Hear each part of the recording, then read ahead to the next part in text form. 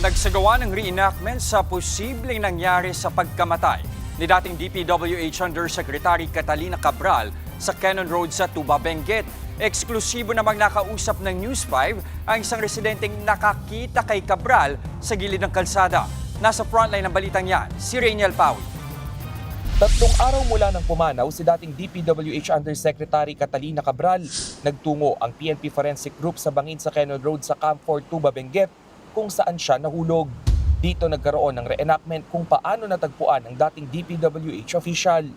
Mabusisi rin nilang siniyasat ang mga marking sa pinag-upuan ni Cabral sa gilid ng kalsada.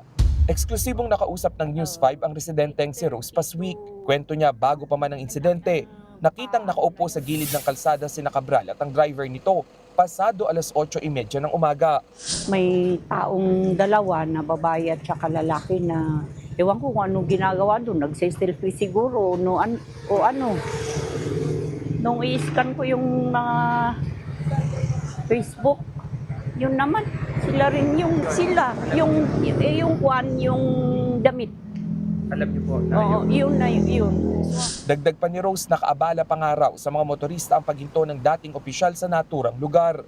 Pag dito sa Quezon, pag sa alanganing lugar sila nagpaparada, kung inaano ko, huwag dito kasi baka mahulugan pa kayo ng mga bato, gano'n. Kahapon lumabas naman ang selfie na ito ng driver ni Cabral habang sila'y nasa gilid ng kalsada. Ayon sa DILG, legit ang picture. Nakuha raw ito sa cellphone ng driver ni Cabral. Ito nga yung huling inupuan ni Jose Cabral bago siya mahulog dito sa may bangin. Para sa mga katulad niyang may fear of heights o takot sa matataas na lugar, yung simpleng pagsilip pa lang dito ay nakakapangalambot na nga ng tuhod.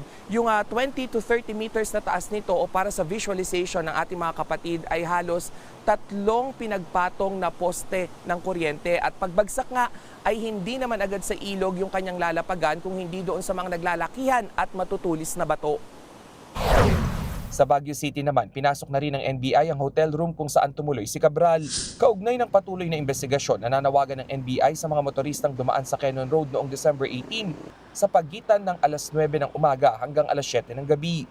Kung may dashcam footage raw, ipadala ito sa email ng NBI at makipag-ugnayan para makatulong sa investigasyon. Pagtitiyak ng NBI, ituturing nilang confidential lahat ng makukuhang impormasyon. Nagbabalita mula sa Frontline, Rainiel Pawid, News 5. Mga kapatid, Jess De Los Santos po ang inyong kasangga sa paghahatid ng balita para sa may alam at may pakialam. Para sa tuloy-tuloy na makabuluhang balitaan, mag-follow at mag-subscribe na sa social media pages ng News 5.